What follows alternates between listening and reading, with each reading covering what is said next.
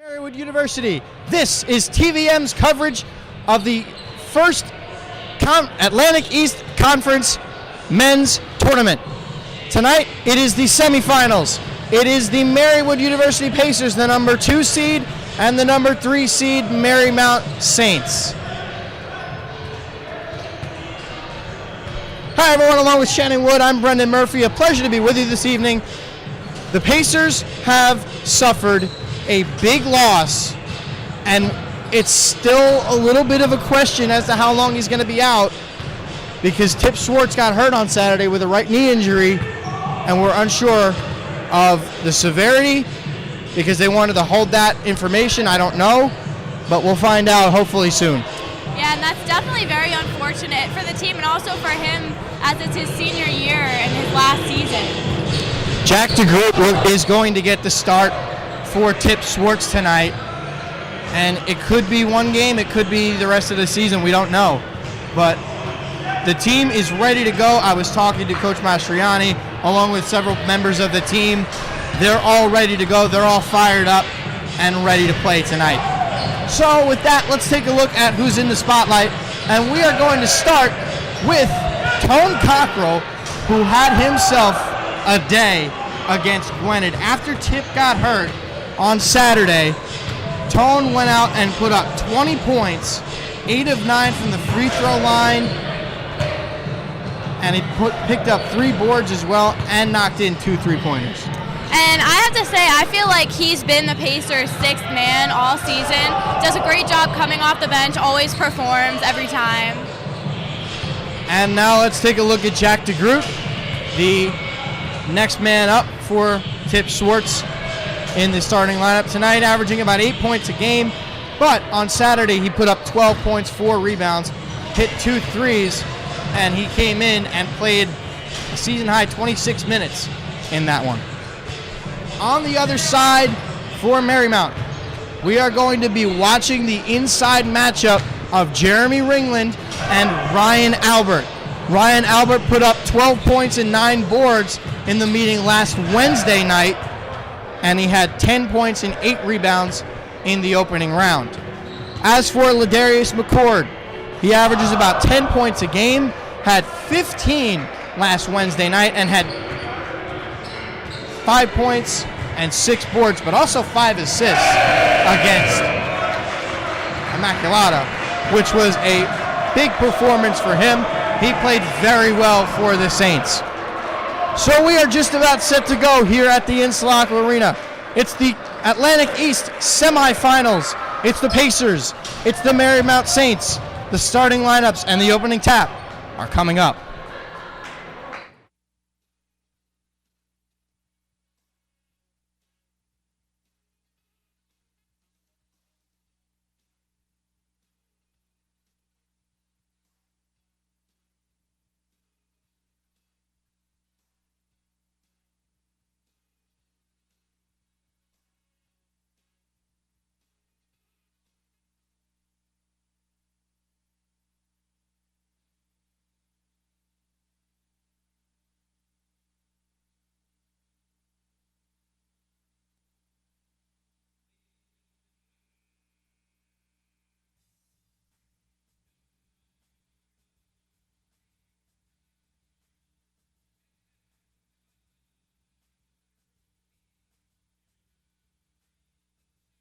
Pacers of Marywood University.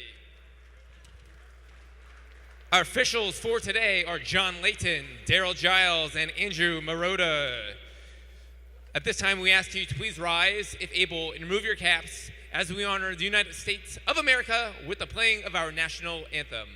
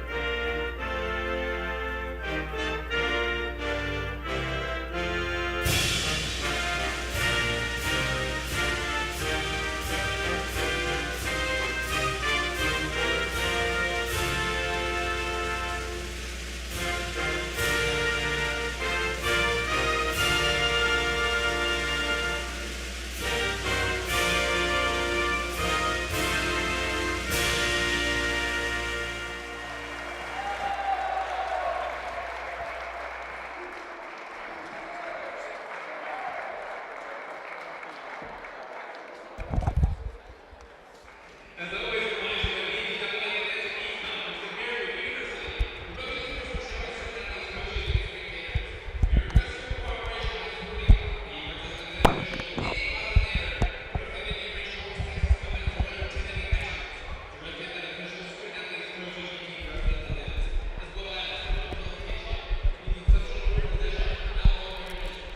national anthem here in Scranton.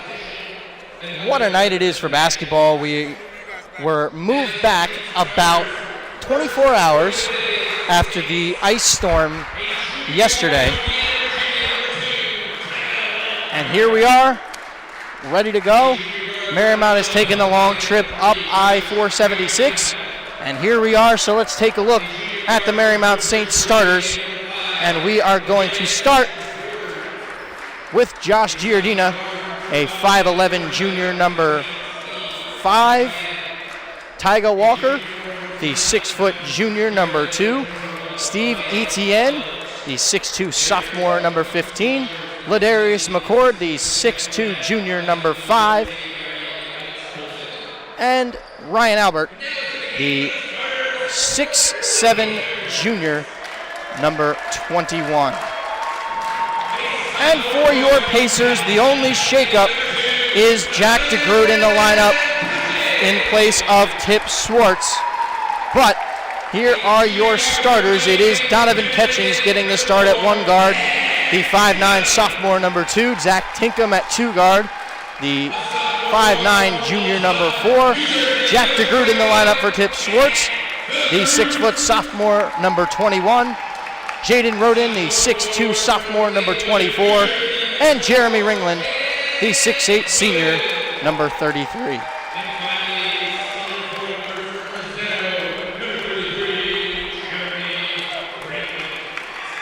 So the Pacers without their biggest star, and tonight they are hoping that they can get a win. Despite that, the team is hungry, the team is ready to go, and they want this win. Definitely, I think that the fans want this win too. It's an electric crowd here tonight, and it seems as though many of them would love to see a championship for the Pacers men. What a story that would be if they can get it done without Tip Swartz. That would be phenomenal. They lose their best player and still get it done if that is the case. But we've got 40 minutes of basketball coming up. The Pacers in gray, they will move right to left. Marymount in black, they will move left to right. And we are set to go. And the Pacers will control it. I have to say, I guess they're going to have to get used to playing without Tip because he's graduating this year. Ringland is going to kick out. DeGroot sees his first action. Catchings controls it at the top.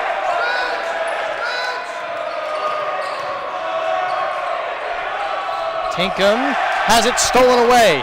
Giardina with it, and he will slow it up. Etienne into the corner. McCord. Albert. Into the corner, Etienne. Back up to McCord. Inside, Ringland knocks it away.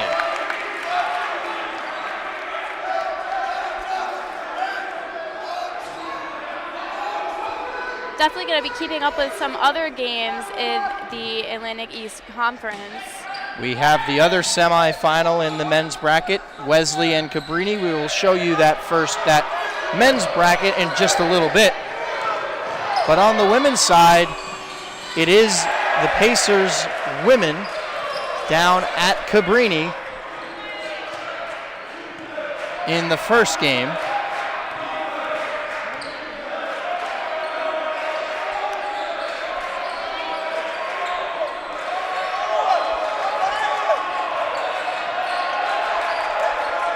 And as for the other game, it is Marymount and Immaculata. 3-ball goes down there for Jack DeGroot early on. And the Pacers have a 6-2 lead. Pardon me, 3-2 lead. The scoreboard messed me up a bit there. Yeah, I was confused too because I watched them with the points up. 3 ball in the corner to answer by Tyga Walker is good. It looks like this is not going to be an easy game. No, it is not.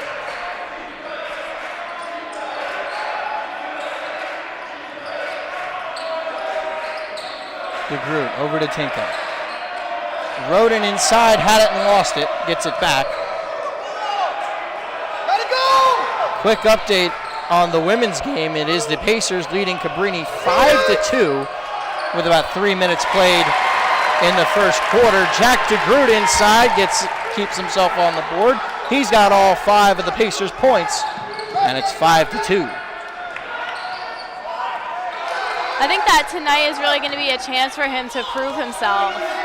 He's really going to have to step up next year, and I talked to him briefly before the game, and he told me flat out he's ready to go. He knows what he's got to do. He knows whose shoes he's filling in for, and he is ready to perform. Roden picks up the rebound there off the miss. Tries to go coast to coast. Can't get it. Already we have a lot of buzzer beater shots.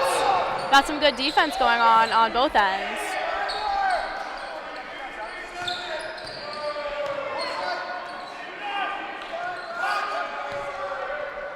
On the women's side, if you remember, the last 2 seasons, the Lady Pacers have played Cabrini in the conference semifinals, and both times they have lost.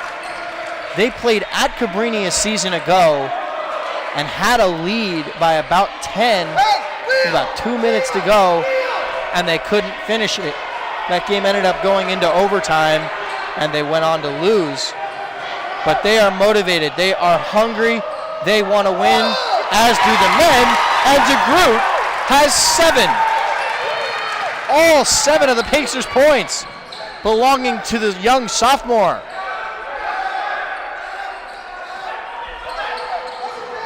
So far, he is putting up a great performance. I'm really hoping this is going to be his night. Inside McCord, and he gets it off the glass. That was a nice move there.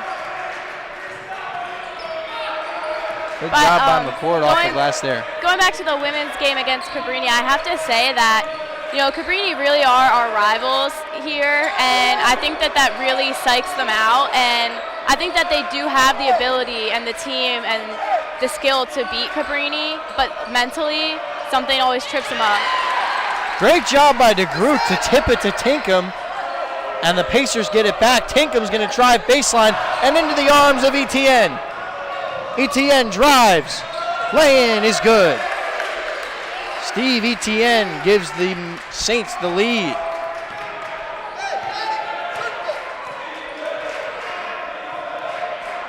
All 4 of these games we will be watching have just tipped off.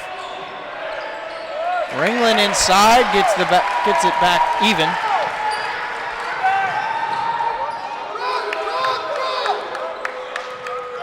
I was asked before the game,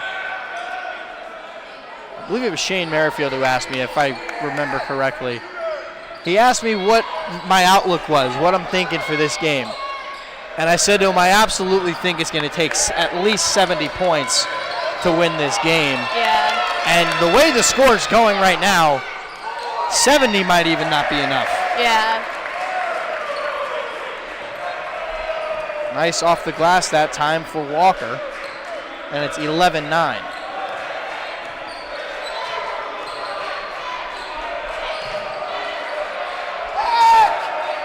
Ringland going to drive on Etienne, and it's off DeGroot's hands and out of bounds.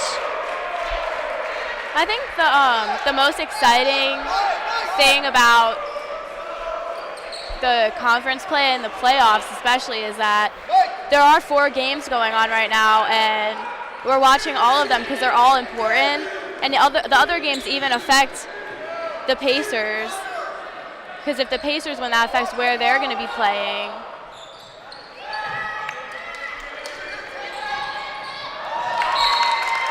Knocked out of bounds.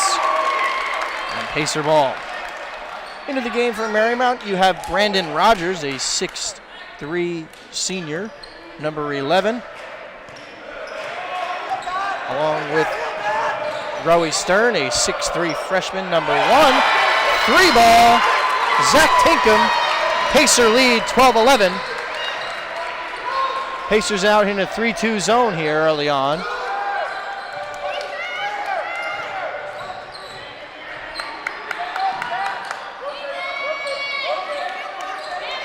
Kick out, McCord. 3 ball. Doesn't get the roll. Roden with the rebound. You know, and he was wide open there, so whenever a wide open shot doesn't make it, I say that's, we get lucky with our defense. That's there. Xavier Reeves, who was going in for that one, and DeGroot is going to pick up the first foul of the night for either team.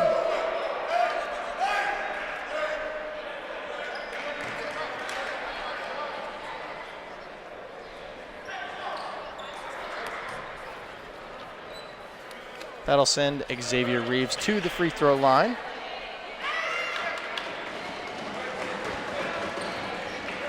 Reeves just a 50% free throw shooter. 48% free throw shooter. He does knock down the first.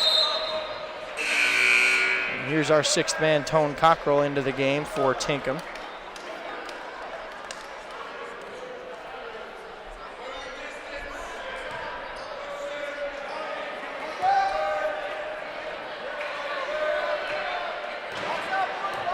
Reeves has one more.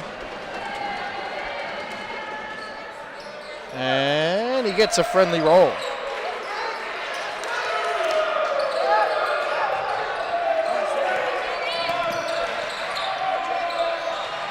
That was a dime thrown there by Jaden Roden into the arms of Tone Cockrell. Yeah. I think he got the feet inbounds, and that's a touchdown. He's got those maneuvers, and he tends to pull off some really impressive moves on the court. Ringland kicks. Roden back out to Ringland. Pass out and around, and it is off. Rogers, and will stay with the Pacers. They're going to have to get off a shot quick with only 2 on the shot clock.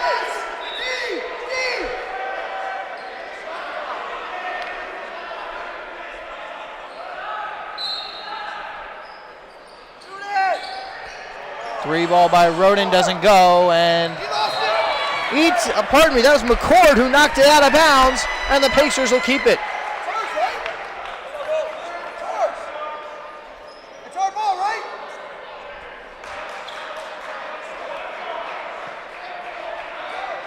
Hey, cookies!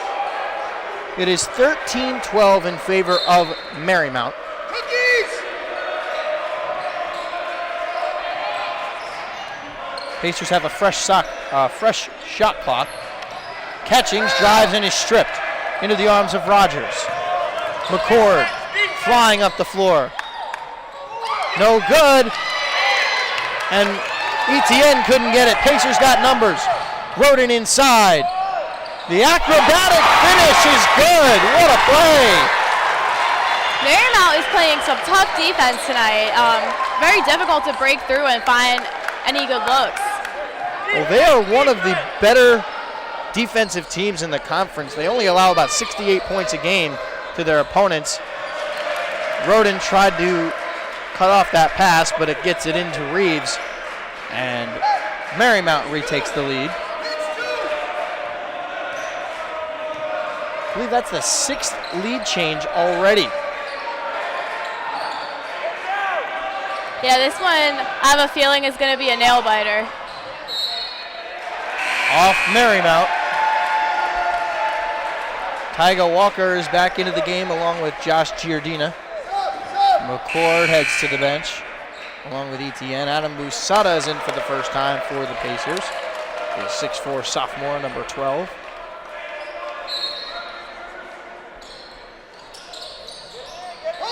Cockrell gets it into Ringland. And Cockrell will control the offense.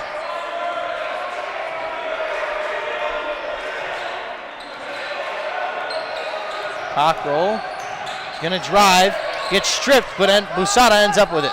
Ringland for three, and he's got it! Ringland was 5 for 5 from three against Marymount last Wednesday, and now the Saints turn it over. Timeout, Marymount.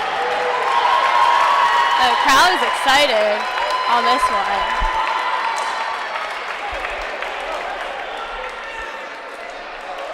In the women's score, Mary currently leads Cabrini 16-13.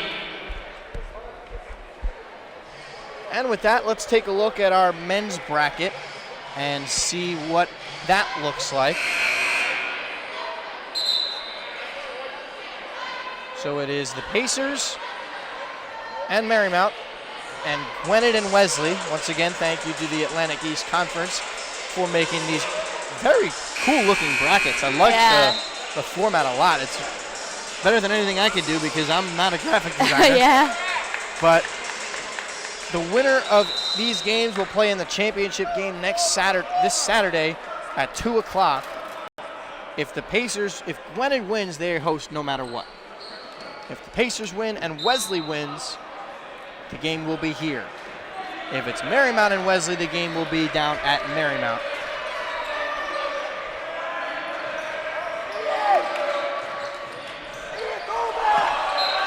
Yeah, I was looking at March Madness brackets, just the empty ones at this point, and there's so much going on in those brackets. Well, it's almost time to start filling out your brackets. I mean, we got about 3 weeks left in the season, and it's bracket season. And Zion Williamson just got injured. Yeah, I don't if no one saw that. About 30 seconds into the game against UNC last night, Zion went to stop, and his shoe gave out. He literally broke his shoe. I've never seen that before. Yeah. And it's raising the question, this injury, of if NCAA athletes should be paid. That begs the question, you're right. And I don't think that NCAA athletes should be paid, but I think that there should be no restriction on when you can be drafted. That I like. That's a good point. Reeves to beat the shot clock, and he's got it. If you start paying Division I athletes, I feel like that just gets so messy. And some players are obviously better than others, so they're going to get paid more than others, like professionals. I just feel like it would create too many problems. And so they should just eliminate, in the NBA at least, the rule that you have to attend 1 year of college before you can be drafted. Jaden Roden knocks in the 3-ball. That's just the 5th three-pointer of the season for Roden. He doesn't shoot them that much, and he got that one to go. I feel like when he does shoot them, he makes them count. Pass inside, Reeves again. Some of the other games that we're watching, Gwinnett currently leads Wesley 10-8 with 12:45 left in the first. The Marywood women and Cabrini. Pacers lead at 16-15 near the end of the first quarter. And Marymount and Immaculata women, Marymount leads it 10-1 at the end of the first quarter. 10-1. Oh boy. That's got to be a tough game to watch.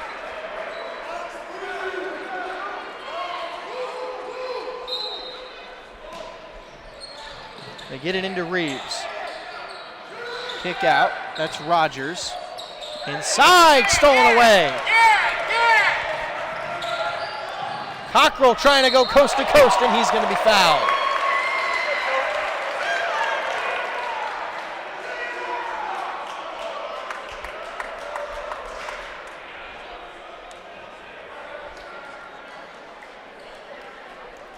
Foul's going to go on Ryan Albert. That's his first. And Cockrell goes to the line. He is 100 of 132 at the free throw line. Make that 101 for 133. That's 76% from the free throw line. He was 8 of 9 on Saturday and really helped keep the Pacers in this game. Because when Swartz got hurt, I was talking to him on Monday. When Swartz got hurt, they all said that the life was kind of sucked right out of them. They had a big lead and just couldn't hold it. Meanwhile, Tom DiFilippo is into the games. Cockrell knocks down both. Catchings is also back in. Yeah, I imagine after one of your teammates and best players on your team gets injured like that, that's got to be weighing on you mentally for the rest of the game. Reeves has his pocket picked by Catchings. Cockrell hit the deck on the other side.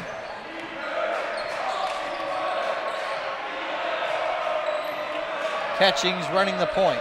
Gives it off to DiFilippo. Over to Cockrell. Gets a screen from Ringland. Catchings drives. The finish, he was blocked. Albert corrals the board. Kick out. 3 ball. Giardina, no good. Rebound by Etienne. Saints will keep it.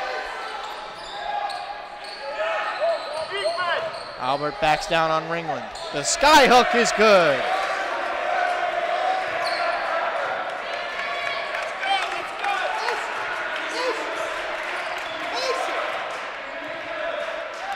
Usada over to Cockrell. Into Ringland.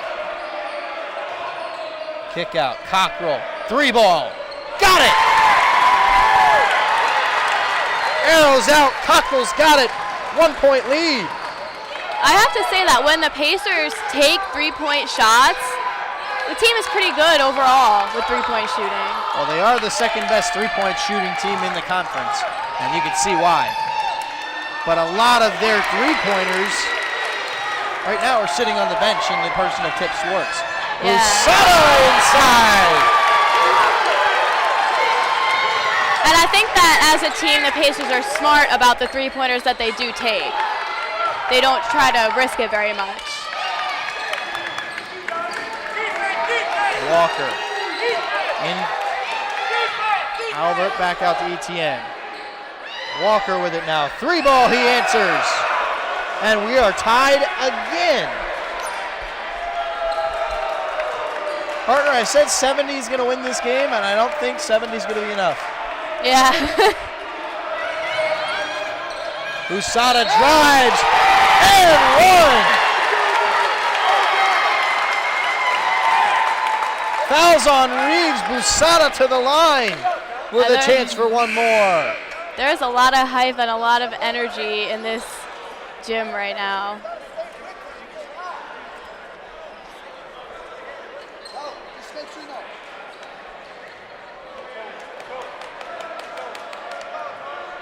Relatively quick moving first half. Usada knocks that in. Glennon leads Wesley 16-10. The Pacers still hold a 1-point lead over Cabrini early on in the second, 18-17. And Marymount leads Immaculata on the women's side 17-7.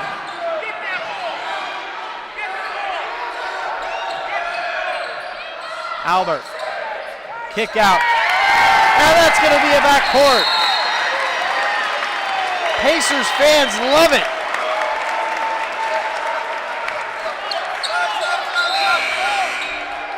Roden back in. Ringland's going to get a breather.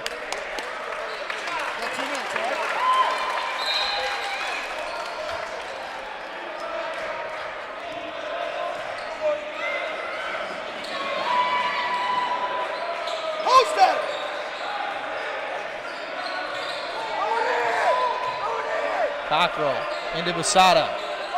Over Walker. No good. Roden on the glass. And he's got it. It's the largest lead of the night for either side. And that shot by Usada was not a great look, but Roden really came in there and saved the day with that one. Etienne's shot is blocked. Catching's the board. Pacers got numbers. DiFilippo drives baseline. And he stepped out of bounds, and they'll give it back.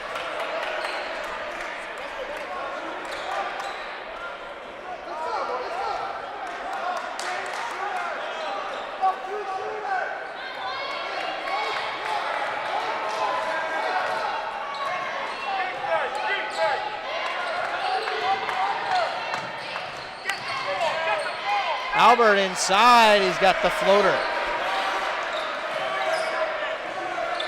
Still a very close game. Pacers holding just a 3-point lead.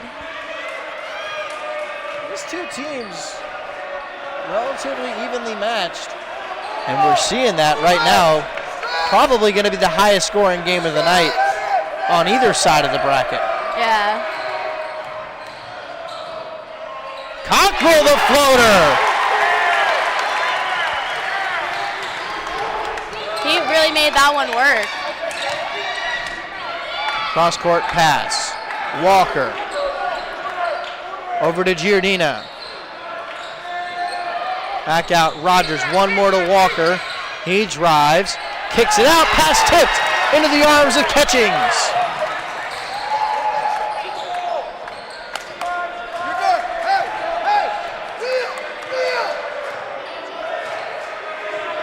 Cockrell. He's going to get a screen, but ignore it. He's going to pull it back out. Busada, the drive. Can't get the finish. Gets the board, and he's fouled.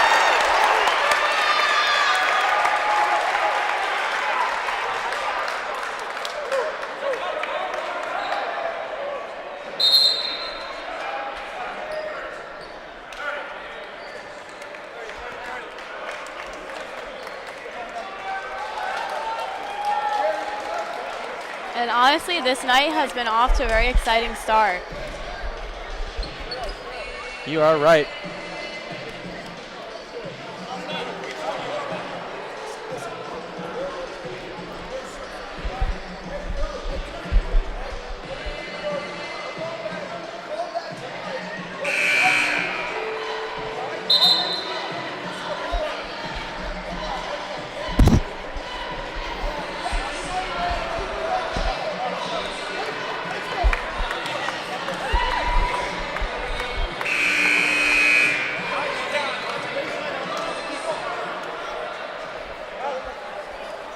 Nice crowd on here tonight.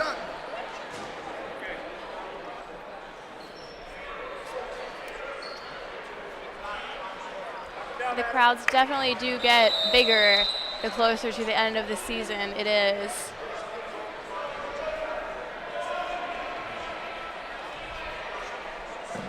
First free throw from Busada is good.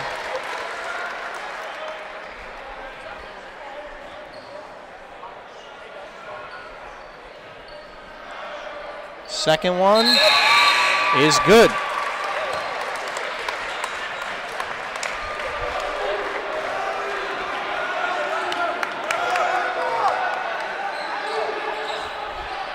And out of the timeout, we have a chance to send it over to the third man of our crew, Nicolo Manzo. He's at the sideline with something for us. Nicolo, what do you got? All right, Brendan. Well, you know, early on it's obvious. A lot of threes going up here and a lot of threes falling as another one falls here for Marymount. We got a free-flowing game here, not a lot of fouls, not a lot of timeouts being called. It looked to me like, you know, Xavier Reeves was causing the Pacers some problems. He has 11 off the bench early on. It looked like Coach Mastroianni turned to Adam Busada there. He subbed him in for Donovan Catchings, trying to go a little bit bigger. Looks like they were doubling the post a little bit, too, after Reeves' success. But really, it's a three-point contest so far. Both teams finding their offensive footing now. And I think it's going to be a tight one, Brendan. Thank you, Nicolo. The Pacers now have a 6-point lead. They lead at 38-32. Marymount's looking to make something happen here before the end of the half to get back within a point or two, or maybe even take the lead. But Tom DiFilippo is going to get hit with a hand check. I have to say, considering the intensity of the defense that's been played tonight, not too many fouls have been called. Yeah, you're right. Only 5 total fouls, and that's part of the reason why this game's moving pretty quick. Nice, clean game. down at Gwynedd. Gwynedd has a 25-12 lead over Wesley at the moment. And they've held Brian Cameron to a simple three-pointer, and that's it.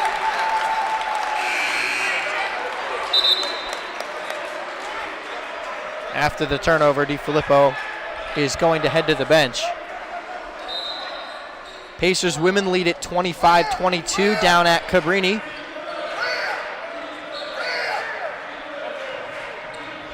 Quick start for Natasha Hessling. She's already got 12 points.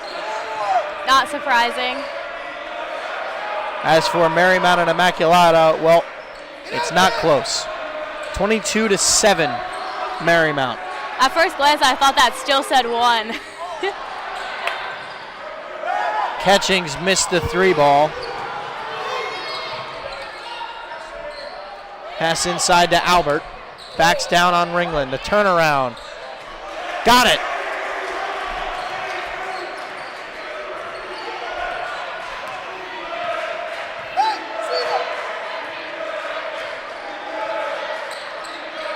Lots of 7s on the scoreboard for the Pacers. Ringland misses. Albert aboard.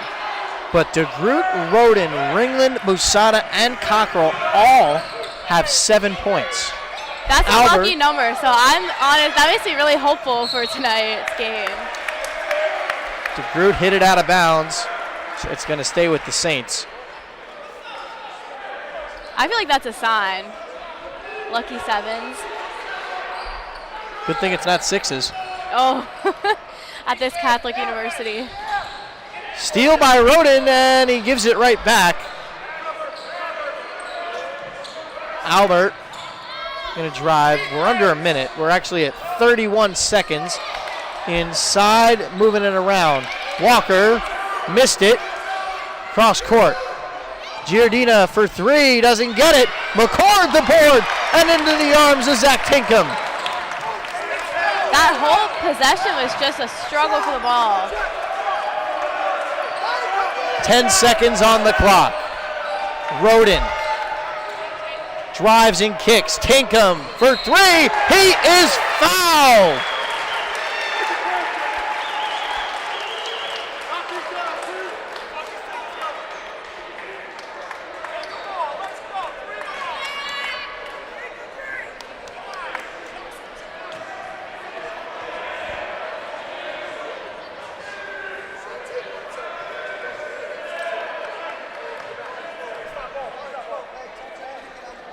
Tinkham's first one is good.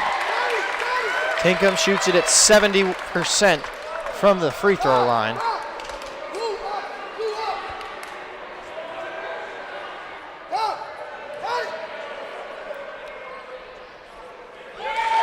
Second one goes down. He's got one more, and he could stretch the lead to 7.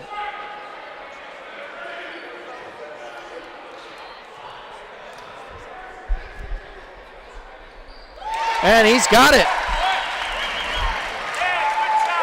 3.9 seconds are on the clock. Marymount's going to have a little bit of time to get off a shot. Walker has a clean look, and he doesn't get it. And that's the end of the first half.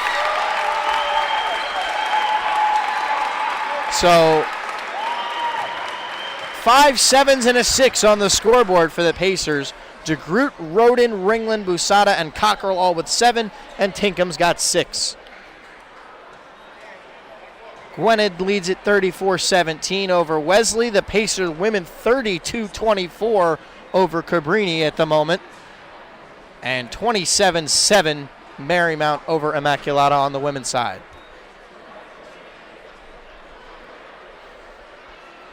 And let's head over to the sideline. Nicolo Manzo is standing by with Pacers head coach Enrico Mastriani. Nicolo? All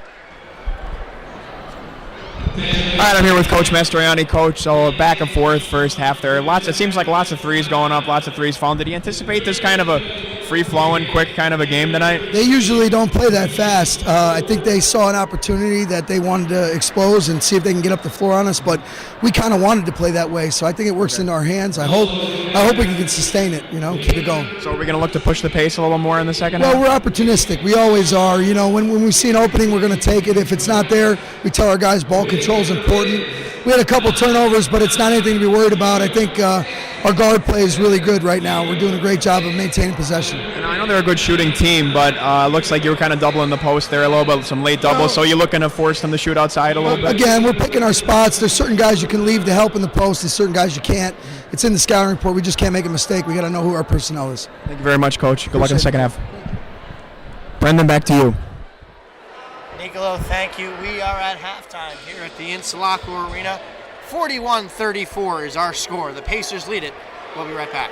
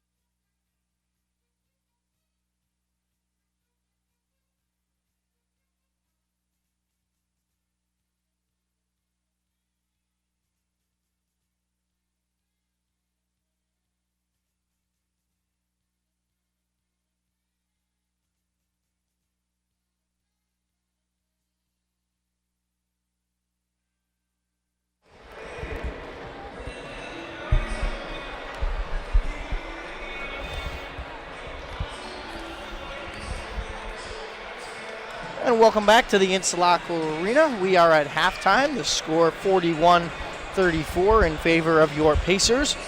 With that, let's take a look at the men's bracket one more time.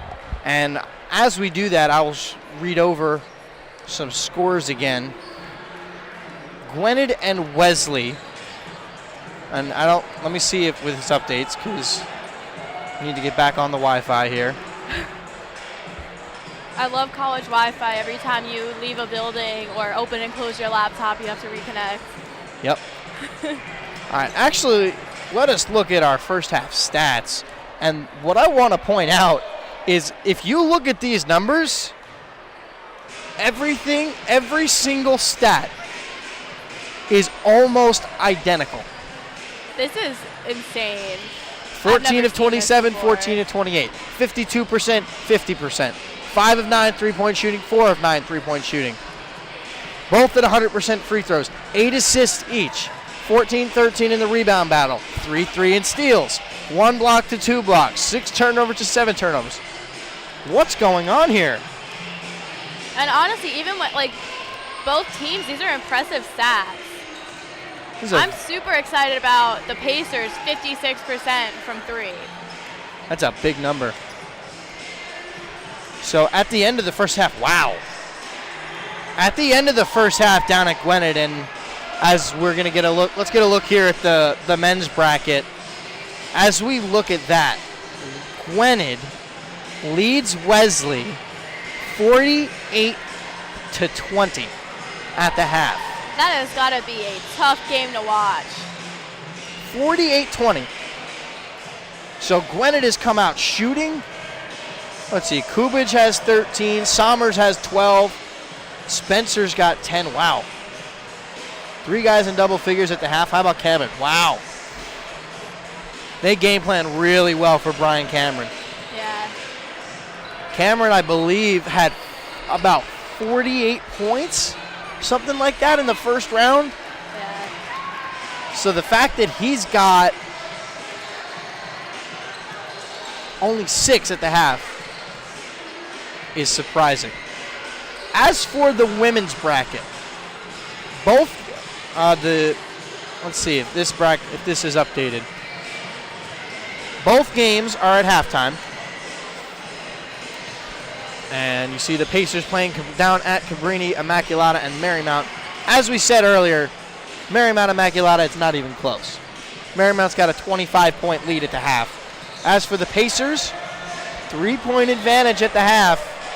We're looking pretty good, but I know Coach Holko is going to tell her team that this team, that Gwynedd Mercy team, that Cabrini team is a good team. They're going to come out playing in the second half. Yeah. And they can't afford to take their foot off the gas. No, definitely not.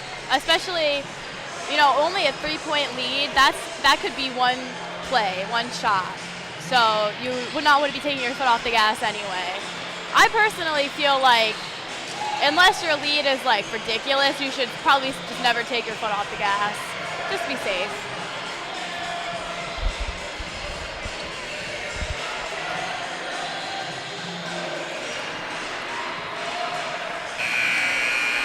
So 41-34 is your score. Lots of 7s on the scoreboard for the Pacers, as we mentioned earlier. Yeah, I'm taking that as a good sign. As for Marymount, Xavier Reeves has 11. Tyga Walker's got 8. And Albert has 6. And 7 for DeGroot, Roden, Ringland, Busada, and Cockrell. And 6 for Zach Tinkham. Definitely excited to see what this second half brings. And hopefully this Pacers team doesn't take their foot off the gas either. Which I don't see Coach Mastriani letting that happen.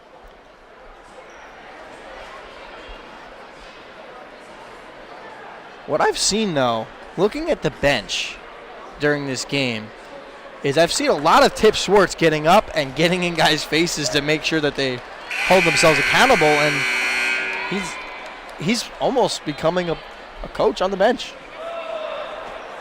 Yeah. He's a very valuable player. The players love him. He's a great guy. And I consider him a friend of mine, and he's really going to be missed. And you saw that on senior night with the amount of people that came out for him. Yeah, maybe it's a glimpse into the future. Maybe he would come back and coach someday.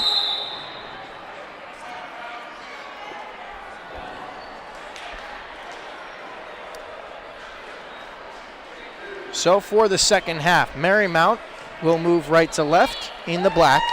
The Pacers in gray will move left to right.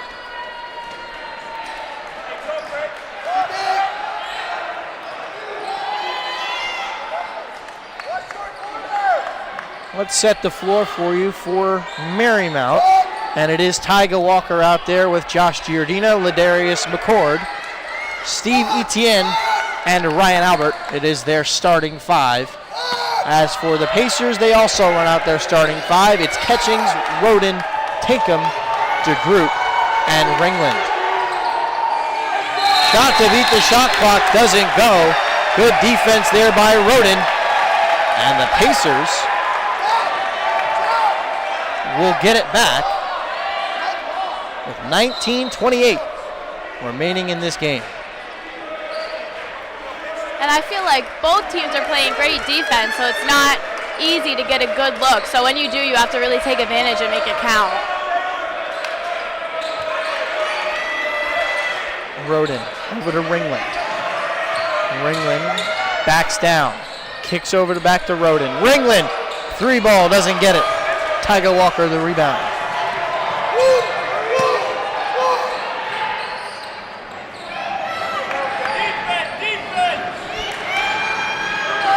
Ringland, by the way, on Saturday afternoon, actually the last time they played Gwinnett, had 20 points, 5 boards, and was 4 blocks as well against Marymount. Three ball by Ringland again! And it's the largest lead of the night for the Pacers at 10. I gotta tell you, this is so much more fun when the crowd's excited.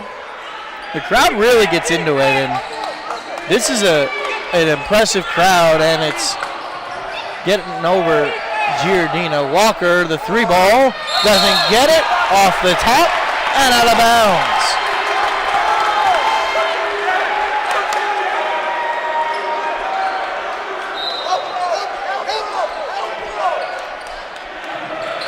Yeah, I would say that Pacers fans are very dedicated, because being a smaller school, it's really a tight community.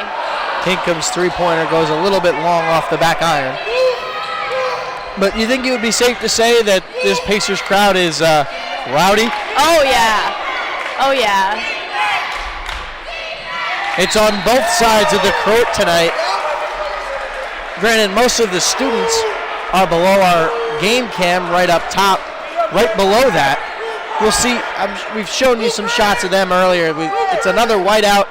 The first 50 students got a white Pacer Pride t-shirt, and some of them who were here on Monday night got one as well. I got one this time. I didn't get one last time. I was really sad about it. So it's a cool shirt. It I was really really is. excited when they had them again today.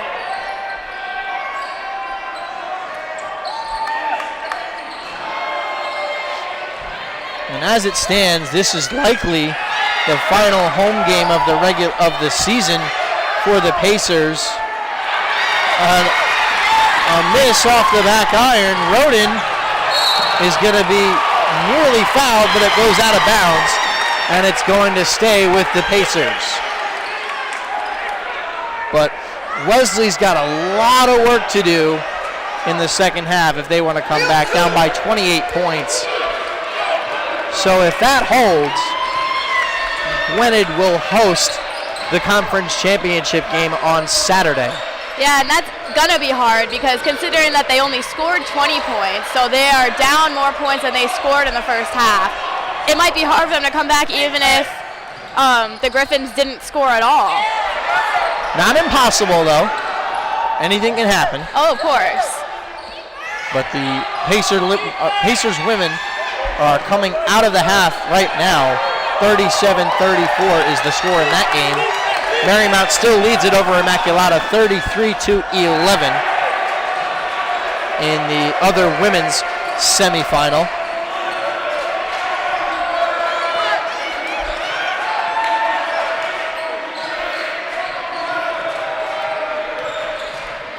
Catchings is going to get it over to Ringland.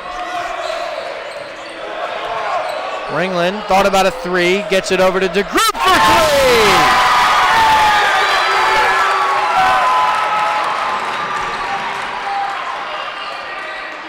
Drive inside, lane is good by McCord. And DeGroot is 2 of 3 from beyond the arc tonight. DeGroot and Ringland each with a 3-ball in the second half each have 10 points. Xavier Reeves is back in along with Rowie Stern for the Saints.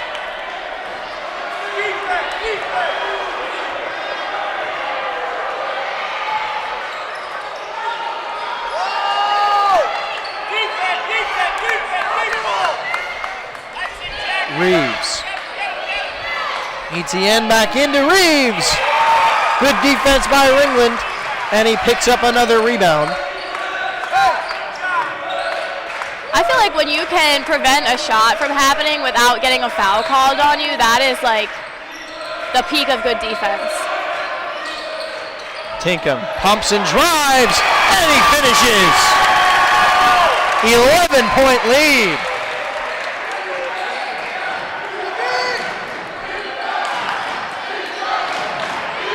Definitely got to keep it going. Reeves back out, McCord into the high post to ETN, drives on Ringland, doesn't get it.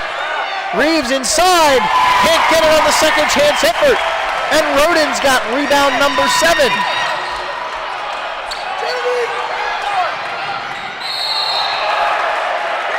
Hard foul there by Ringland.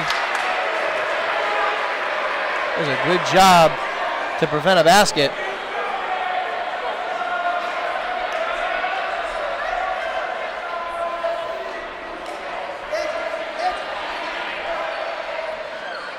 That's going to send ETN to the charity stripe.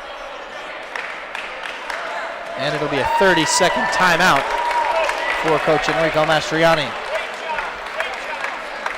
Great start out of the gate in the second half for the Pacers. Oh, yeah. Sometimes I feel like you could worry that energy gets lost in during the half while you're not playing, but that is not the case tonight. This is a team that you can tell is playing with a purpose. Yeah, yeah. As they want to win it for Tip. You know what? That's a good point.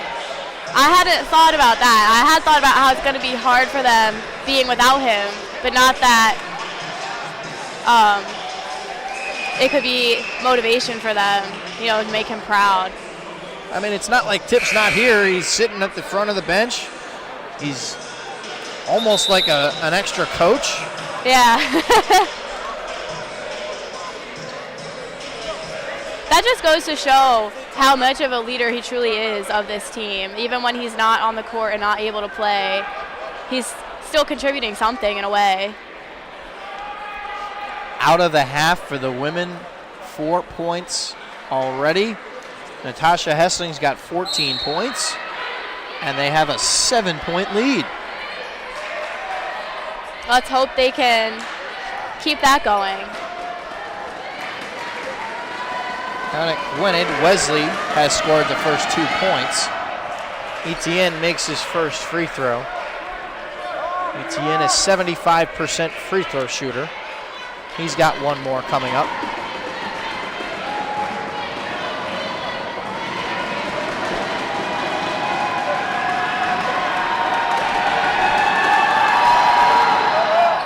Second one in and out. And the Rebounded by Ringland. Still hold a 10-point lead. Nice job by Rodin, the dribble through the press. DeGroot, 3-ball, doesn't get it. Tinkham the rebound, he misses. Rebounded by McCord.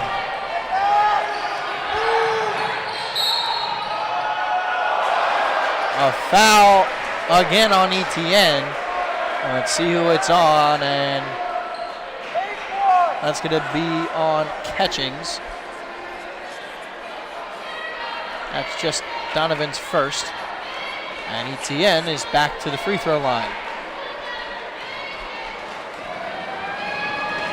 Yeah, pretty low fouling game, so luckily no one is in any foul trouble yet. First free throw does not go for ETN. The crowd's out here really trying to break his concentration.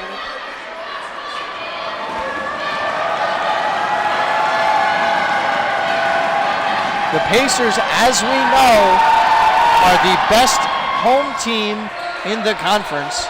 10-1 at home, are undefeated in conference home games. DeGroot to Ringland, inside, gets it. And I would definitely say that the fans have something to do with how well Marywood plays at home. If we could get some fans, and if both of these scores hold, and I'm not trying to make any assumptions here because I don't want to try to curse anything. Reeves inside, he finishes.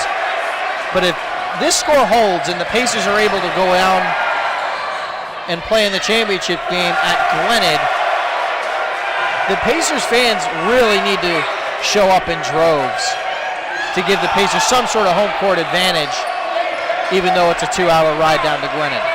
Yeah, that's not too bad. Better than 4.5 hours. Yeah. That's probably one of the shorter drives. Well, the biggest struggle, as Ringland with the old Kareem skyhook, the biggest struggle has been the fact that this team has to travel anytime they go on the road in conference. Yeah. They're playing down at Gwinnett, Cabrini, IMAC. These schools are all 2.5 hours away. Roden picks up his 8th rebound, and he's going to take it around and slow it down. The Pacers having a 9-point lead. Cockrell and Busada getting ready to check back in. Meanwhile, Catchings gets it over to Tinkham. Ringland in the corner for 3, comes up short. Reeves picks up another rebound. That's number 4 for him. And Tinkham takes a charge. This crowd loves it.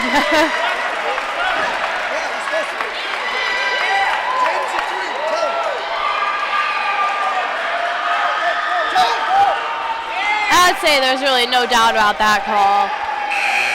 I think the only question was whether or not he was in the restricted zone, which obviously since they made the call, he wasn't.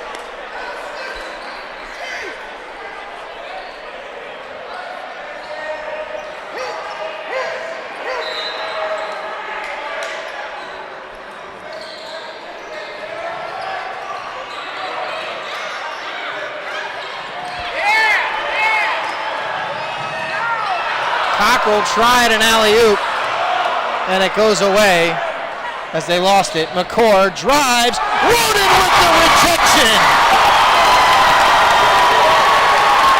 And he is good at blocking shots, I have to say that. And I think this might be the most excited the crowd has been so far. Timeout, Marymount. Pacers have a 9-point lead, and the fans are really in it, cheering on their Pacers. Full timeout for Marymount.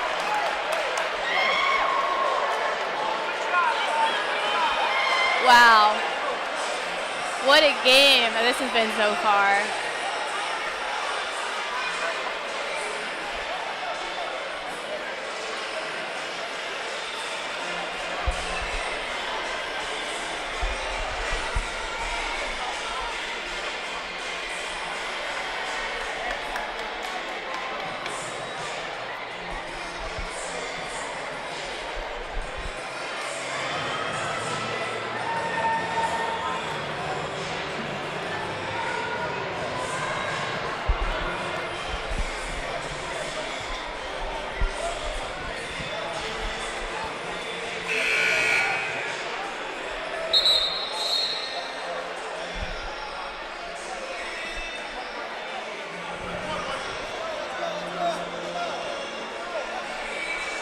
And it looks like we are about to come back to the game in a second here.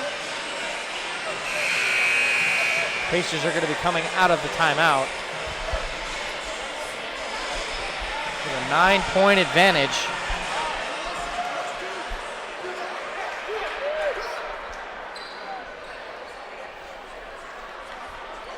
So, coming out of the timeout, let's send it over to our sideline reporter, Nicolo Manzo, with a report. Nicolo? All right, thank you, Brendan. Well, it's been a different second half here in the first half. Obviously, offense is not flowing as freely as they did in the first half. We had a sloppy start there for both teams. Marymount bringing the press now here a little bit, trying to bother Marywood. They've been a little bit successful with that. But the shots aren't falling right now for either team. And the biggest play of the second half here was actually a block before there by Jaden Roden. Really got the crowd fired up. The crowd could play a big role going down the stretch here because it's getting real loud in here. And, that could be the difference. You never know, carrying the Pacers to a victory. Brendan? Thank you, Nicolo. The crowd noise Is a huge advantage because even though it is loud in your home building, it gets real quiet when you're trying to make a play. Reeves gonna go again against Roden, but Roden gets the foul before the shot. So that'll stay on the floor. Yeah, and then, when the crowd is loud during plays, they can say things that are helpful to you.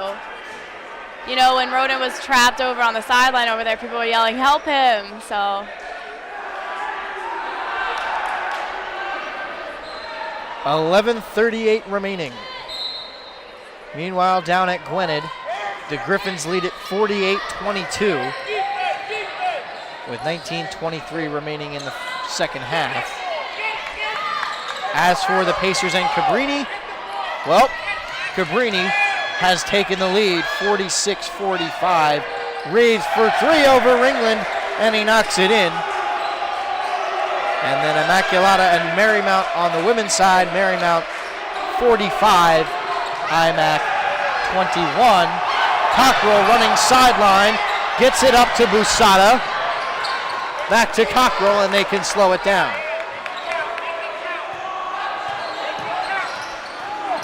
Yeah, that was definitely a struggle and a lot of craziness getting the ball up the court there. Actually, an update for the Gwynedd game because that wasn't refreshed as Tinkham tries a three and gets a friendly roll. Wow. Anyway, back to Gwynedd and Wesley. It is a 30-point Gwynedd Mercy advantage.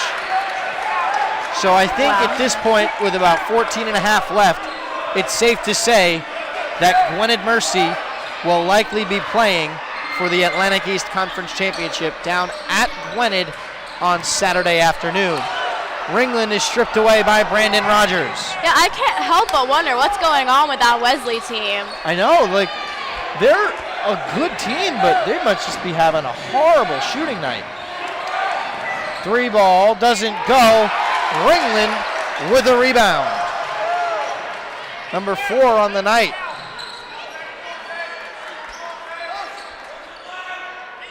Still a 9-point advantage for the Pacers. Cockrell has some space, pulls up, doesn't get it. McCord, and another charge taken by Tinkham. Tinkham, the king of the charge, takes another. King of the charge. Oh. He's taken so many this season that I think it's safe to coin him with the nickname the king of the charge. Good thing he is good at falling down safely, All he's got to do is just stand there and get hit. I really feel like, from what I've seen watching, whether it be NBA or other college games or here in person, that the most injuries occur from just falling the wrong way on your own weight, coming down from a rebound or from a shot. Tinkham pumps. The floater doesn't go. Rebounded by Stern. DeGroot knocks it out of bounds off the pass.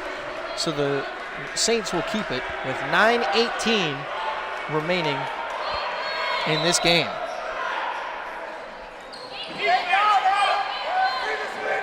Nine-point lead, not safe by any means. Definitely not. Musada's going to pick up a foul.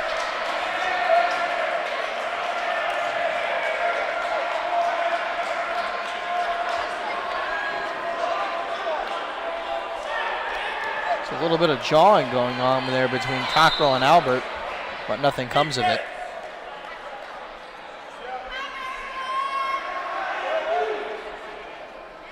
.909 remaining in the game. And it's an illegal screen.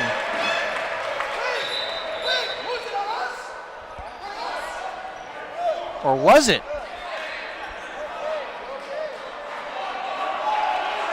Looks like they actually got a foul on Tinkham.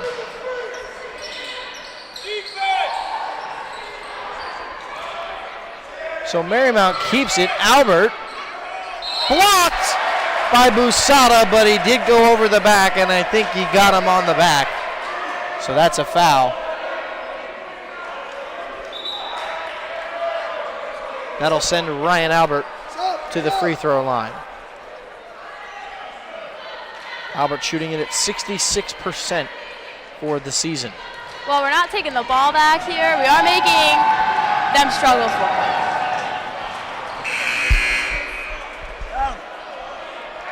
Tinkham and Busada are going to head to the bench. A great job defensively by these two. And Tinkham on the other end as well has contributed some points. He's got 11.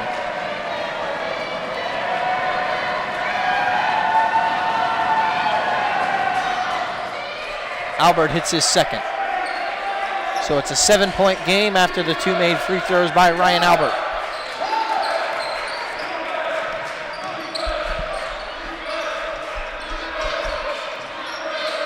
Catchings is going to give it over to Ringland, who gives it off to DeGroot. Roden into Ringland, back out. Roden back to Ringland. 5 to shoot. Cockrell's got to get it off to beat the shot clock, doesn't get it. And it's going to be a travel on Etienne, and he does not like it at all. He does not like that at all. But Roden didn't have his hand on the ball, and he took a couple steps and went down.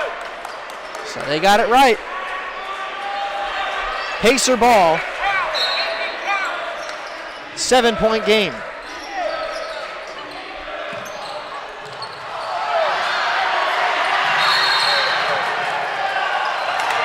And Etienne is going to be hit with a foul. And Marymount coach Chris Rogers is livid right now.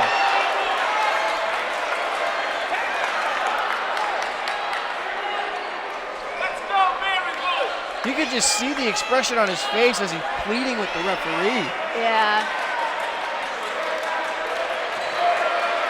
Our referee crew, by the way, tonight, John Leiten, Daryl Giles, and Andrew Marotta.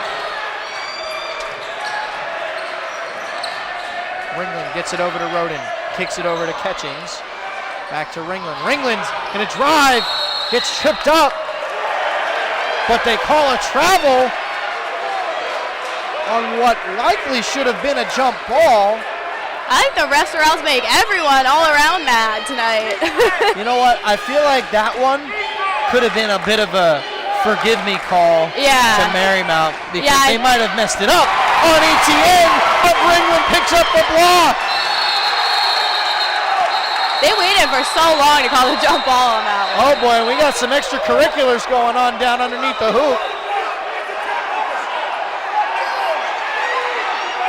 Some of Marymount's players left the bench, and if that's true, that should lead to some ejections.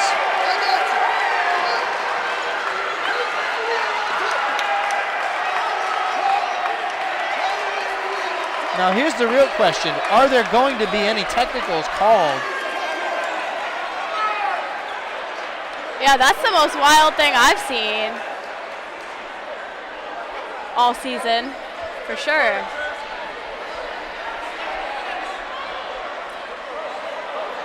So we wait and see.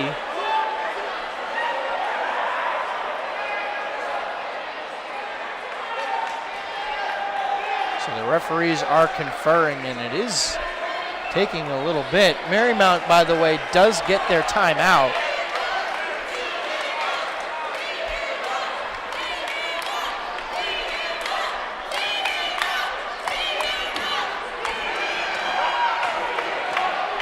And the crowd wants some technicals for Marymount. And here, you can hear them chanting, "Tee them up."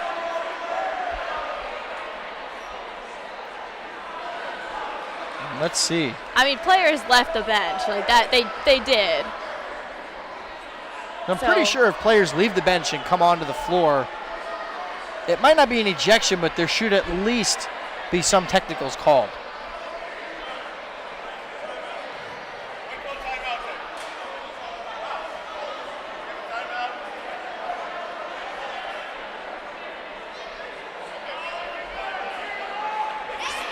So it looks like they're not going to call any technicals, and it's just going to be a timeout for Marymount.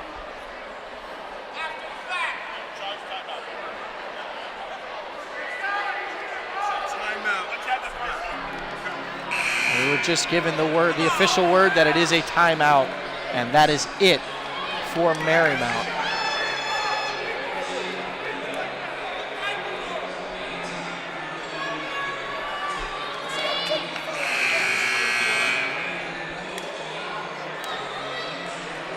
Mastriani now having a word with the referees.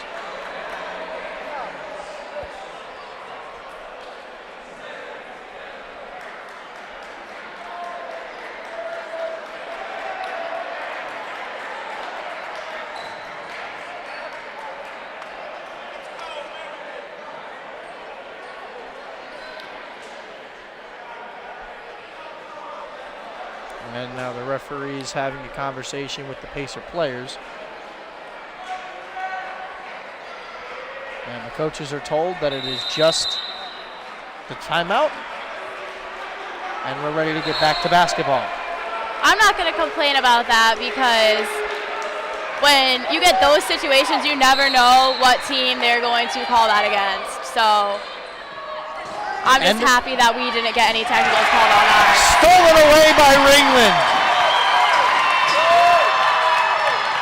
He's going to drive and kick. DeGroot back out to Roden. They're through three down at Cabrini. Marywood leads it 51-48. That's got to be an exciting game to watch because Roden will be fouled.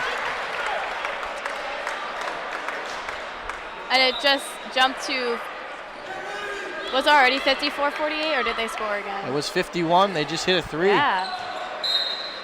Natasha Hessling up to 20 points. Only 5 rebounds, though. That game's got to be an exciting one to watch. 3 ball doesn't go. ETN with the board. One thing of note, Marissa Fernandez-Tierney only 2 fouls. That's when good she news. is out of foul trouble, they can win games. And Brandon Rogers knocks down a 3, and all of a sudden, it's a 4-point game. We're going to need to pick things up here. Cockrell running the point. Gives it off to Catchings.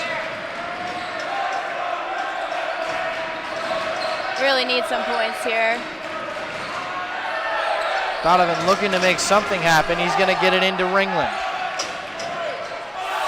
DeGroot on the follow-up.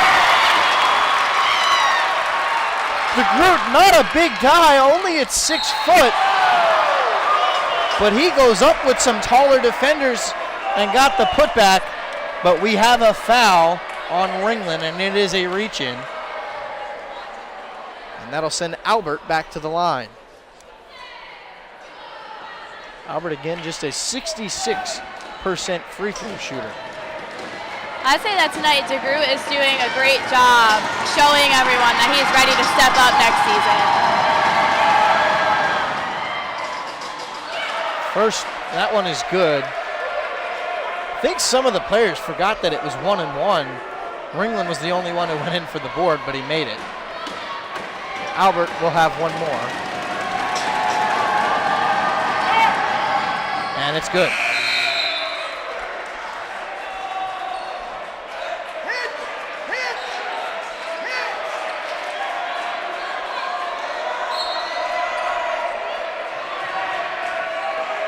Roden gets it into Catchings. Back to Roden. Lost it. Etienne inside. He finishes.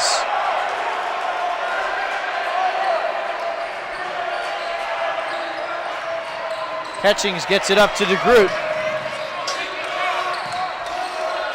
I have to say that this Pacers team is pretty good at breaking through tight, tough defense. Last touched by the Saints as it goes out of bounds. It always confuses me when, like, I feel like the Saints were obviously the last person to touch that ball, and they still wanted to argue for it. The referees coming together, trying to figure out what time the shot clock should be at. And they're going to put it down to 11 seconds. And Coach Mastriani wants a timeout. Just 6 minutes left and only a 2-point lead. This is getting Anything nerve-wracking. can happen.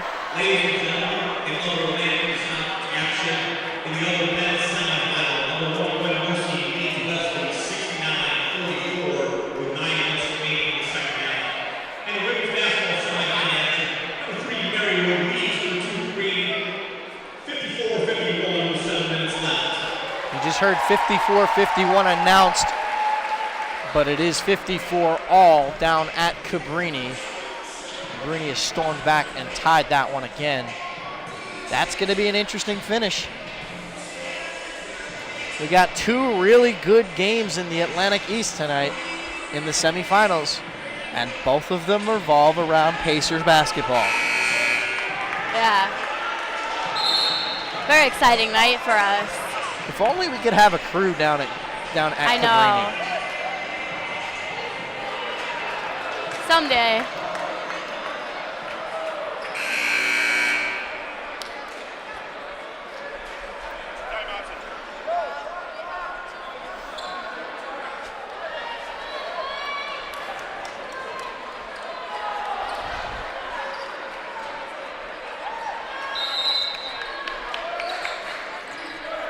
Cockrell's got to get it in, and Etienne's going to be called for the over the back again.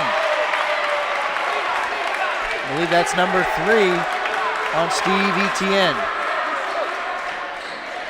Actually, it's only the second. Cabrini has taken a 2-point lead, 56-54 over the Pacers women.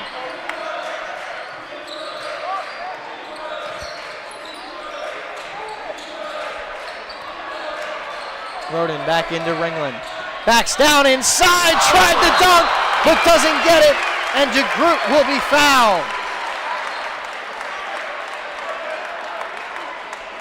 So Jack DeGroot will have a chance to extend the lead back to 4.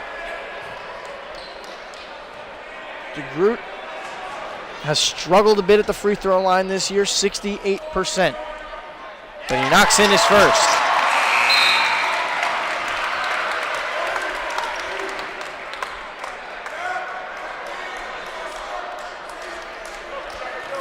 Sometimes I wish we could mic players like they do in the NBA. I'm always curious to see what's happening on the court exactly.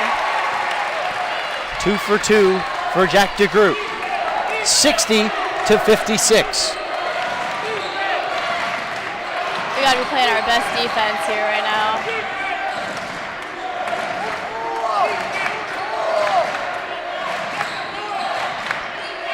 Giardina gives it back up to Rogers. Rogers drives baseline, kicks it out. Reeves wide open for three, doesn't get it. Roden on the boards, his 9th rebound. And he was wide open, so that really was just sheer luck for the Pacers there. That one didn't go in. Reeves knocked that one out of bounds.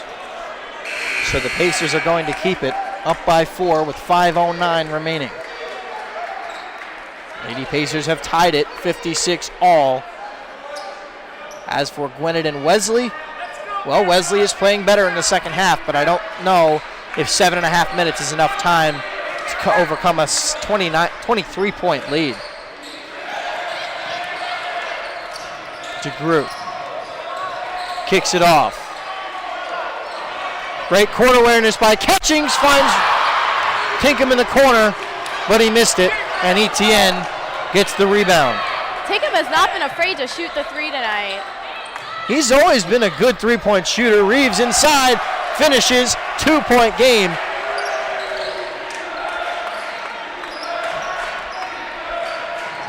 Xavier Reeves leads is the game's leading scorer, has 16 points. Etienne went for the steal, but knocked it out of bounds.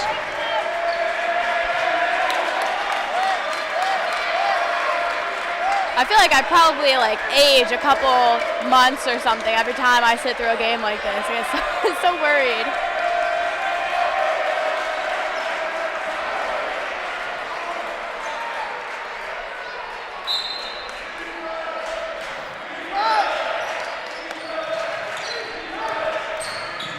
Catchings gives it off. Tinkham drives baseline, gets fouled hard. And he's down for a second, but he hops right back up. Looked like he hit his back hard on the ground. He's trying to walk it off. Looks like he's okay. Got me scared there for a moment. So Tinkham, who's a 70% free throw shooter, will get 2.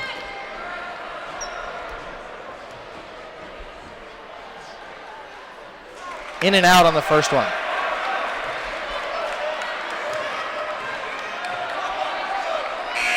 The Pacers have led by as many as 11. The last time Marymount had a lead was at the 7-minute mark of the first half. They led by 3.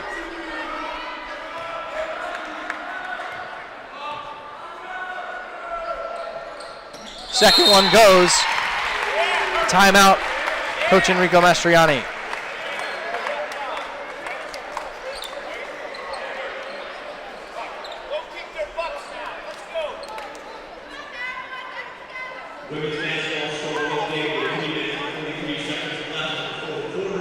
This is getting to be a nerve-wracking game here.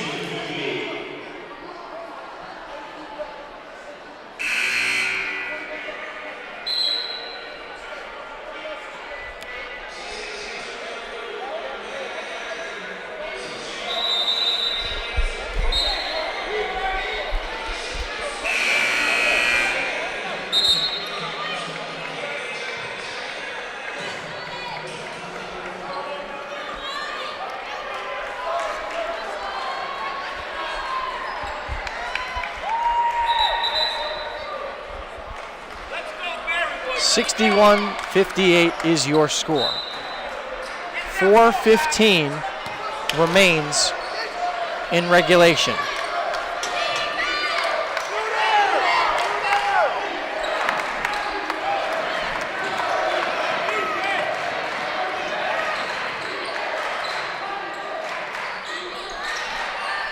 Rogers, 3 for the tie.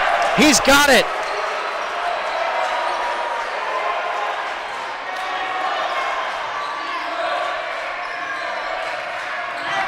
$61 here in the Insulaco Arena. Let's kick it over to Nicolo Manzo.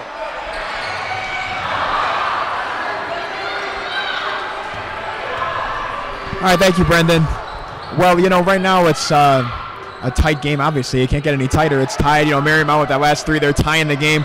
It's got to be tough for the Pacers knowing they were in control of this game for such a long time here. Obviously, this game is getting very chippy. It's a very emotional contest right now. The bench is talking over here. You can see the Pacer bench was talking to some of the players on the floor before the coaches told them to knock it off. They didn't like that, but it's really getting to be very emotional game here. And Marymount just takes the lead there with that three. So down the stretch, you know, this is going to be a back and forth contest, I think, and it's going to continue to be a physical game. Brendan. Thank you, Nicolo. Marymount has taken the lead 64-61 with a little under 3 minutes remaining in regulation. And a charge will be taken by Brandon Rogers.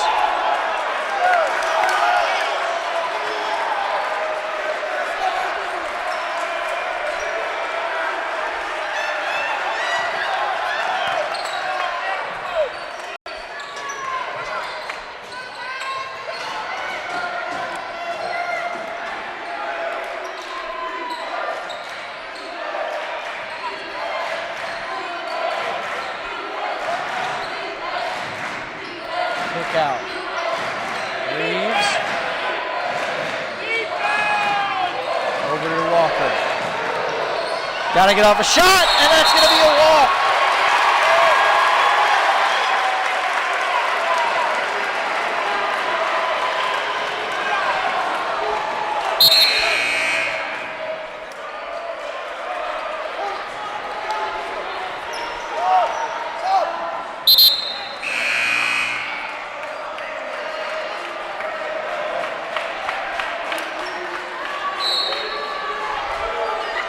Pacers have had a tough time breaking this press, but Marymount is only pressing on the inbound, and they're going to back off.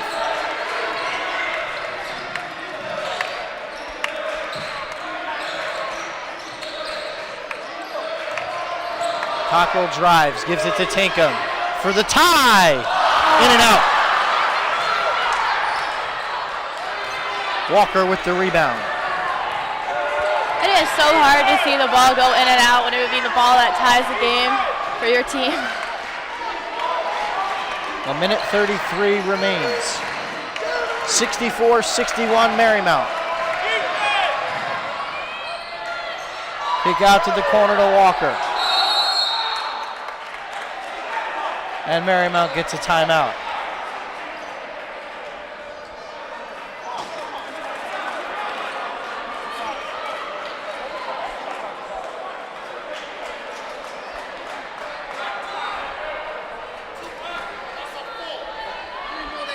Going to be a full timeout for Marymount.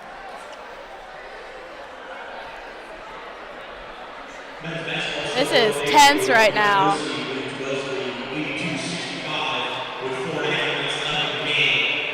women's basketball, Cabrini beats Marywood 65-64 with a minute and a half left in regulation. 65-64 Cabrini, a minute and a half left down there. Let's see if we can pull up Cabrini's live stream to have side by side.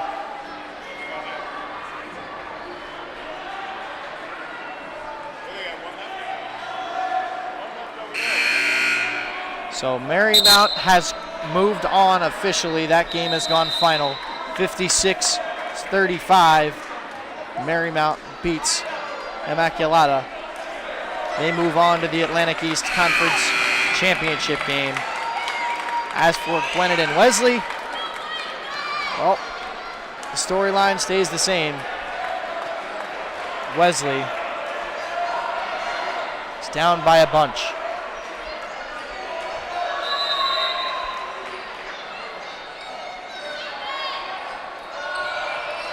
Albert for three, goes long. They're not going to get it. Roden gets his 10th rebound.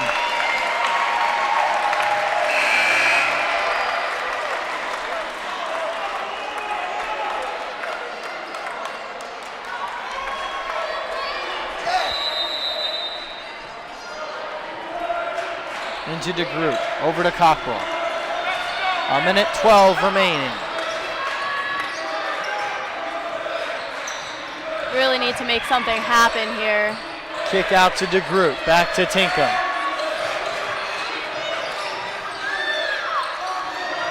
Roden drives out to Tinkham for the tie. No good.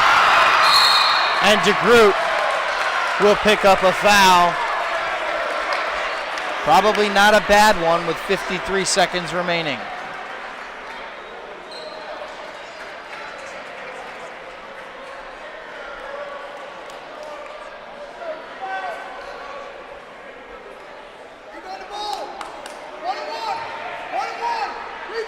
It's 1-1 here for one more.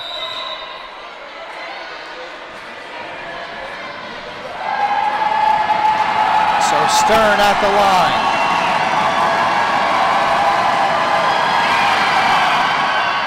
Got the first.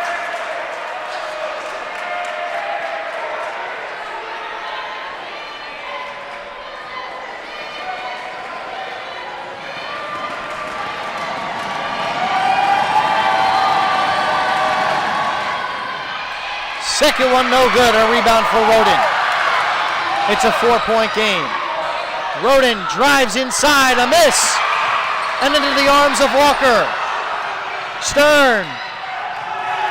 Got the lay-in. Pacers got to push. Roden's going to be fouled. This is crazy.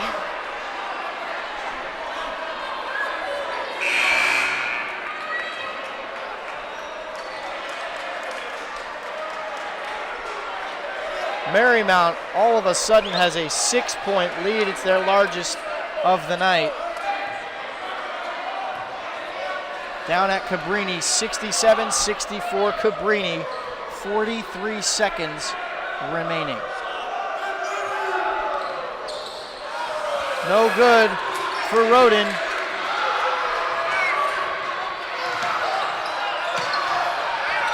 And DeGroot finally fouls him.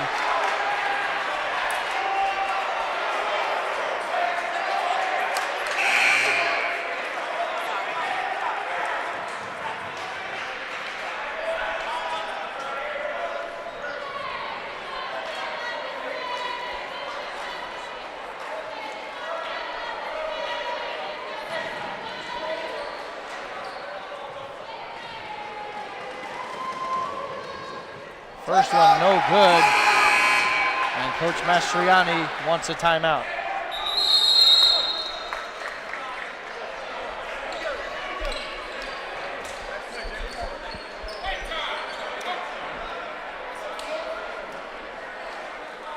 Waiting on stats to load here for Marywood Cabrini.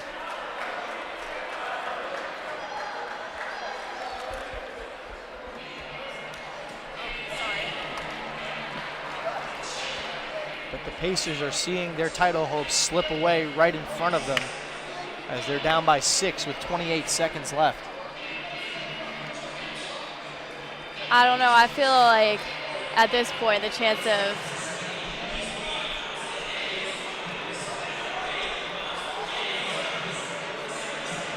there's still a chance though. Albeit not a very good one, but there is still a chance.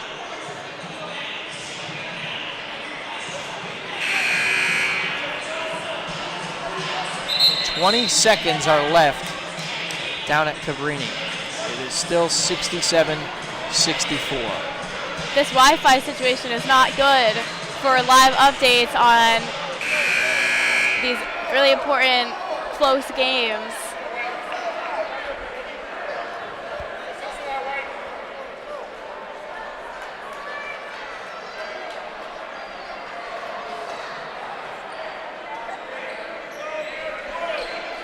So Rogers is going to have one more free throw. And the Cabrini game is tied with 6 seconds left.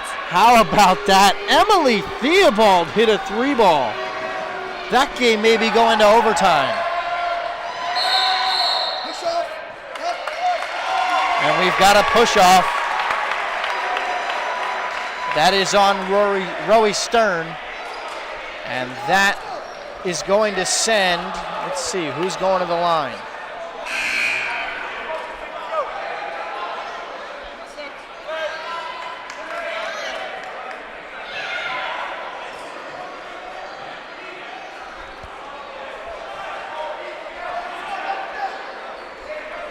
I'm sure Cabrini probably called a timeout.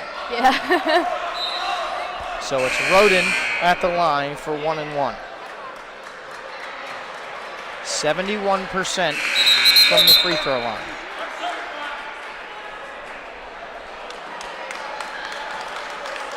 Ringland checks out.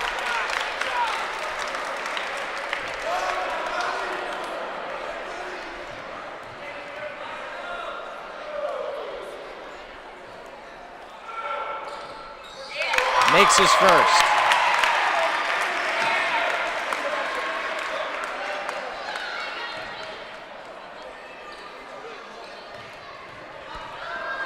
So they are headed to overtime down at Cabrini, 67 all. And Gary Brown, who is just in, just got the rebound, but he stepped out of bounds, and the Pacers will be forced to continue to foul. Actually, wait. Ladies and gentlemen, quick women's basketball play. Heading to overtime. Marywood Cabrini tied at 67. And you could hear the announcement made over the loudspeaker that the Pacers and Cavs are headed to overtime, 67 all.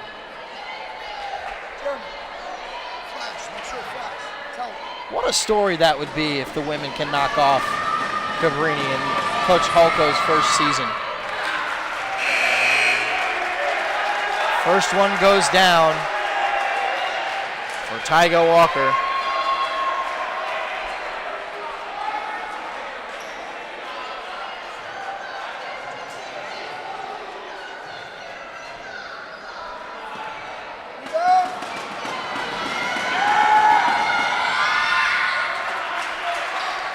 Two of two at the line. It's a 7-point game. They need some threes. Ringland tries to lean into one, doesn't get it. Gets a rebound, kicks it out. Tinkham for three. No good. Roden on the tip-in.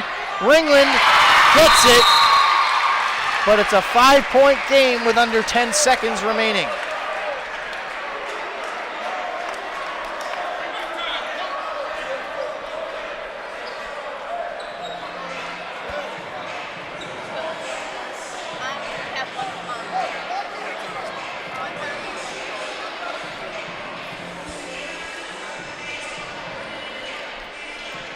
I'm really obsessed with these Cabrini live stats right now. Yeah, you're right. It is heading to overtime.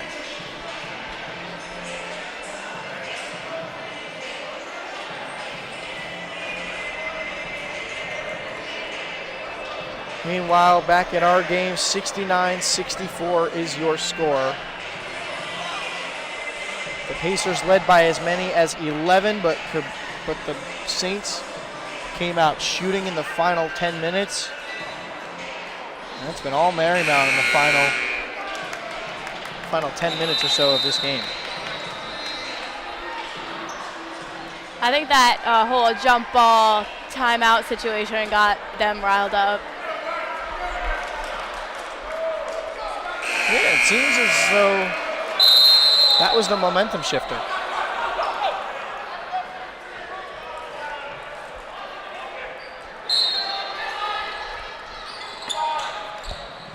They get it in,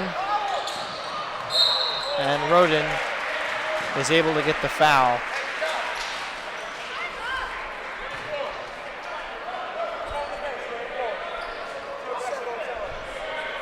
Overtime has started down at Cabrini. 67-67.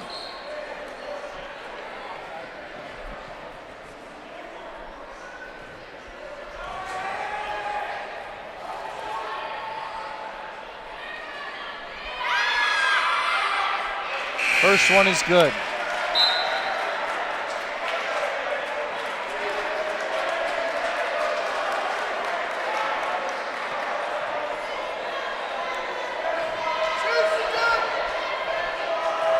One more coming up for Giardino. And he's got it.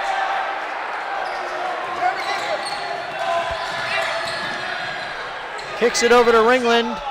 3 doesn't go. DeGroot doesn't get it. And the Marymount Saints are headed to the conference championship game.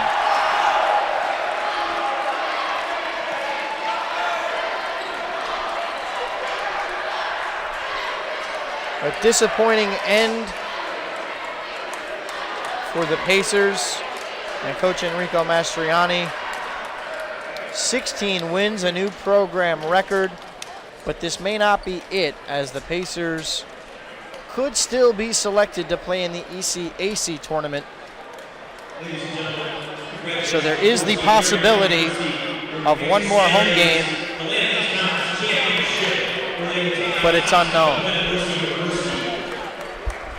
In women's basketball, in overtime, 3.5 minutes left in the first overtime, Cabrini leads Marywood 69-67. So just to finish up our tally, Jeremy Ringland with 16 points, Jack DeGroot with 14, Zach Tinkham with 12.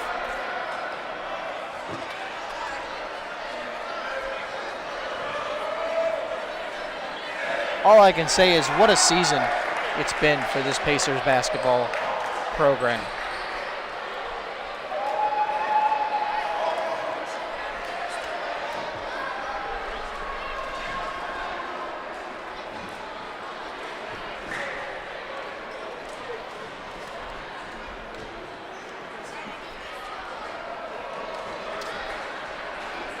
As for Marymount, Xavier Reeves finished with a game-high 21 points.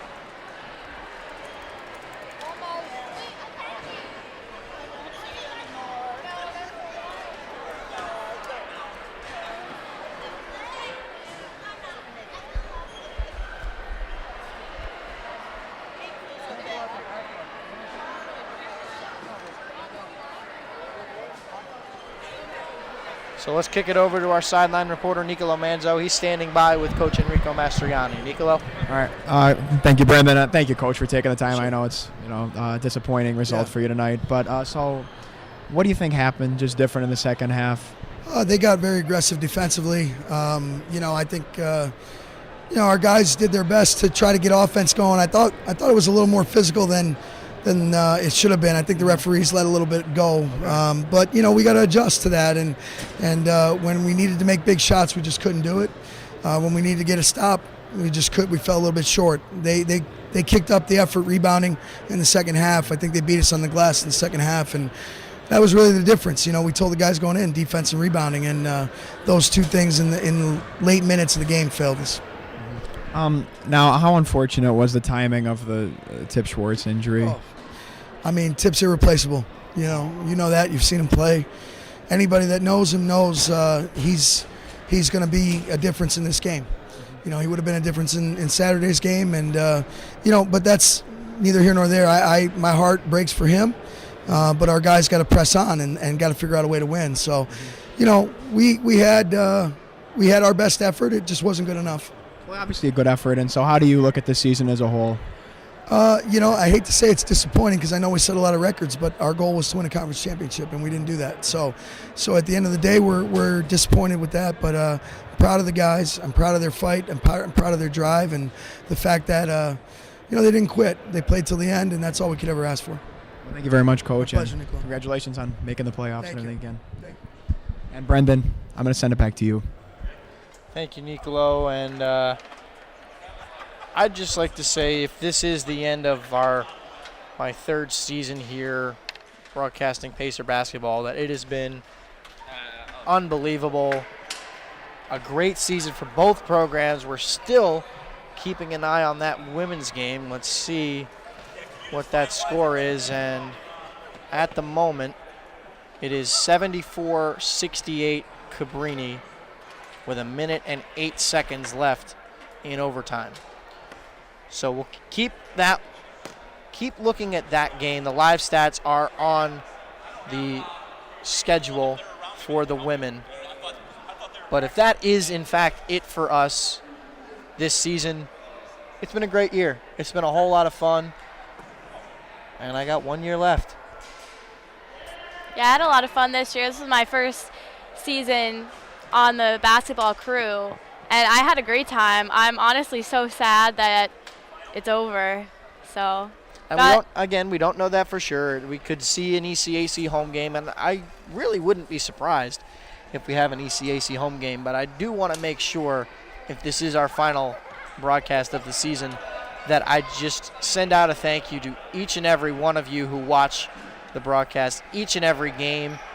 It means the world to know that we're putting out a product that you can be proud of, that we can be proud of, and we're glad to broadcast Pacer basketball for you. And most especially, I want to give a big thank you to our incredible crew who week in and week out does an unbelievable job. They're always here early. They're always helping me out. We couldn't do this without them. So all of you guys, I know you're listening, even if you're still on camera or wherever you are, whether you're here tonight or not. Thank you from the bottom of my heart. It has been amazing this season. So Shannon, any last thoughts you have before we call it a night? I'm excited that I have another year. So excited to see what the future holds. Really grateful for the experience that I've had this season. Yeah. All right. Well, that is going to do it for our coverage here of the Atlantic East Conference semifinals between the Pacers and Marymount. So for our director, Justin Kaharski, our Nicolo Manzo, Shannon Wood, and our entire TVM crew, I'm Brendan Murphy saying goodnight from the Insulaco Arena. Once again, your final score, Marymount wins it 71-64.